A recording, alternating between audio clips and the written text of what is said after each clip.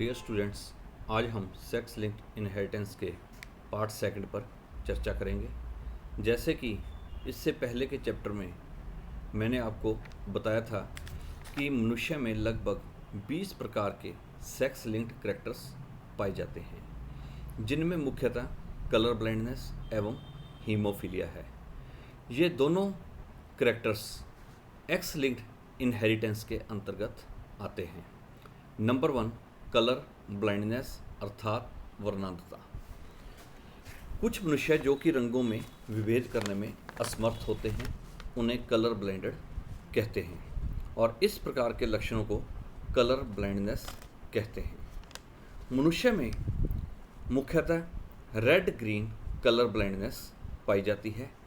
इसके अलावा blue colour blindness भी पाई जाती है।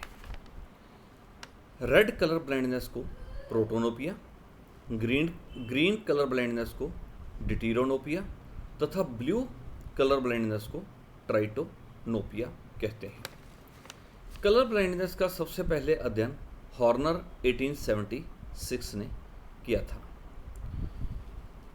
रेड कलर ब्लाइंडनेस एवं green colour blindness sex linked inheritance का उदाहरण है, क्योंकि इन दोनों से संबंधित एलील एक्स क्रोमोसोम अर्थात सेक्स क्रोमोसोम पर पाए जाते हैं, जबकि ब्लू कलर ब्लाइंडनेस के एलील ऑटोसोम 7th नंबर के ऑटोसोम पर पाए जाते हैं। वह सेक्स लिंक्ड इनहेरिटेंस के अंतर्गत नहीं आते हैं। कलर ब्लाइंडनेस के अंतर्गत जैसे कि आपको पता है कि मनुष्य की आंख में एक पर्दा पाया जाता है जिसे रेटिना कहते हैं। रेटिना में 2 प्रकार की कोशिकाएं पाई जाती हैं, जिन्हें कोन्स एवं रॉड्स कहते हैं। कोन्स में प्रोटीन एब्जॉर्ब करने वाली 3 प्रकार की कोशिकाएं पाई जाती हैं, जिन्हें क्रमशः साइनोलैब, क्लोरोलैब एवं एरिथ्रोलैब कहते हैं। साइनोलैब ब्लू कलर को, क्लोरोलैब ग्रीन कलर को एवं एरिथ्रोलैब रेड कलर को ऑब्जर्व करने में सक्षम होती है।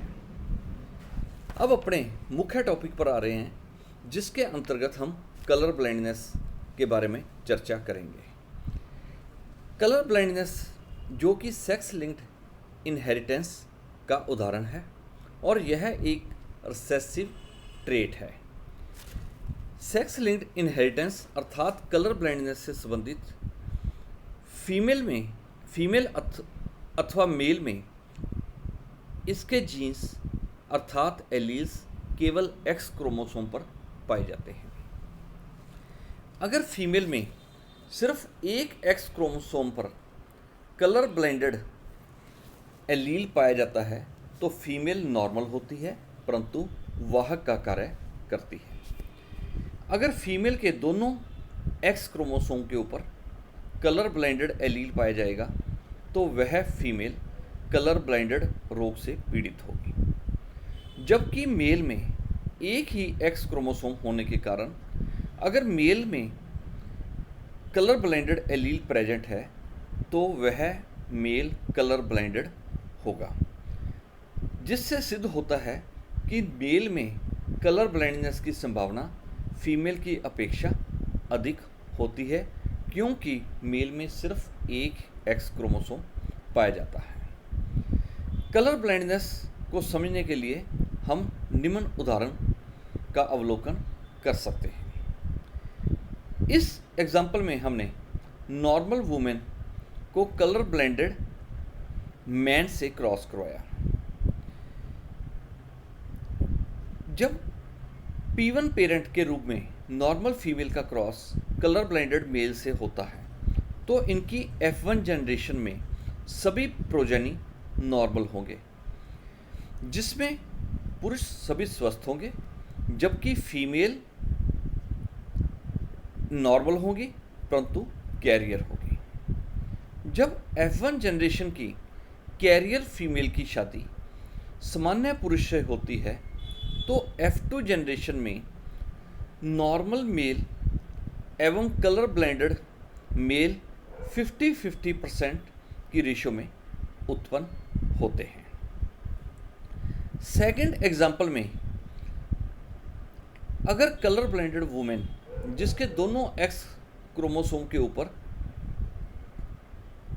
कलर ब्लाइंडेड एलील प्रेजेंट है की शादी नॉर्मल मेल से होती है तो इनकी F1 जनरेशन में सभी पुरुष कलर ब्लाइंडेड होंगे, जबकि मादाएं सभी सामान्य परंतु कैरियर होंगी।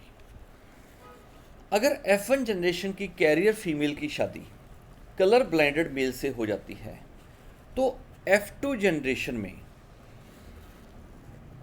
कलर ब्लाइंडेड मेल तथा नॉर्मल मेल 50-50% में होंगे। अब पुनः इस क्रॉस का अध्ययन करते हैं तो देखते हैं कि पिता के करैक्टर पुत्री के द्वारा ग्रैंडसन में पहुंच जाते हैं। इस प्रकार के इनहेरिटेंस को criss cross pattern of inheritance कहते हैं। उपरोक्त दोनों परिणामों से यह पता चलता है कि कलर ब्लाइंडनेस की स्थिति मादा की अपेक्षा नर में अधिक होती है। यूएसए के सर्वेक्षण के दौरान पाया गया कि लगभग 6 से 8% मनुष्य मेल कलर ब्लाइंडेड होते हैं, जबकि 1% से कम फीमेल कलर ब्लाइंडेड होती हैं। फीमेल इस रोग की कैरियर के रूप में कार्य करती है, जबकि नर वाहक नहीं होता। कलर ब्लाइंडेड फीमेल का पिता कलर ब्लाइंडेड ही होगा तथा इनसे उत्पन्न लड़के भी कलर ब्लाइंडेड होंगे। अगला डिजीज़ है हीमोफीलिया, अर्थात इसका दूसरा नाम है ब्लीडर डिजीज़। जैसा कि हम देखते हैं कि जब किसी प्राणी के चोट लग जाती है तो चोट लगे हुए स्थान पर ब्लीडिंग की क्रिया शुरू हो जाती है। अगर चोट का निशान छोटा है तो ब्लीडिंग की क्रिया 8-10 मिनट में अपने आप रुक जाती है। अगर चोट गहरी है तो यह ब्लीडिंग लगातार चलती रहती है।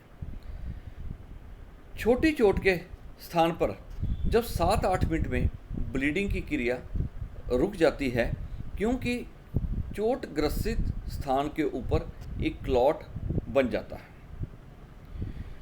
क्योंकि ब्लड क्लॉटिंग के लिए लगभग 13 फैक्टर आवश्यक होते हैं, परंतु कभी कभी मनुष्य में क्लॉटिंग की क्रिया नहीं होती, क्योंकि इसमें क्लॉटिंग की क्रिया के लिए आवश्यक ब्लड क्लॉटिंग फैक्टर नंबर 8 अर्थात एंटी हीमोफिलिक फैक्टर अनुपस्थित होता है, जिस कारण ब्लीडिंग की क्रिया लगातार चलती रहती है और लगातार रक्त बहने से मनुष्य की मृत्यु हो जाती है।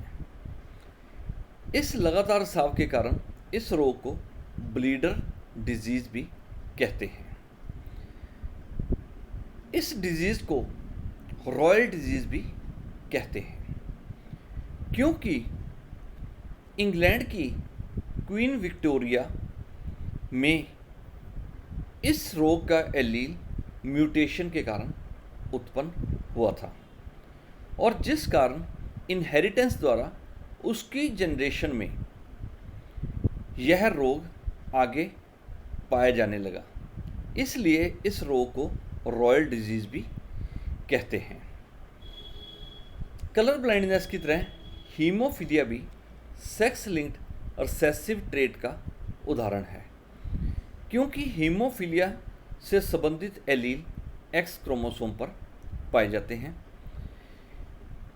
फीमेल में अगर दोनों एक्स क्रोमोसोम के ऊपर हीमोफीलिया से संबंधित एलील पाया जाता है तो फीमेल इस रोग से पीड़ित होगी, जबकि नर में केवल एक एक्स क्रोमोसोम पर पाए जाने के कारण वह नर इस रोग से पीड़ित होगा।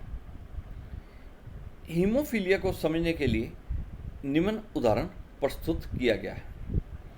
अगर हीमोफिलिक मेल की शादी नॉर्मल फीमेल से होती है तो F1 जनरेशन के सभी प्रोजेनी नॉर्मल होंगे, परंतु मादाएं नॉर्मल होंगी जबकि वह वाहक होंगी।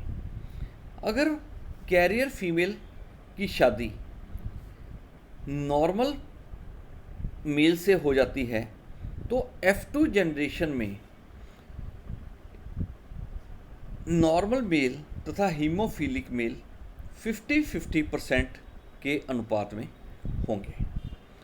सेकंड एग्जाम्पल है, अगर हीमोफिलिक फीमेल की शादी नॉर्मल मेल से हो जाती है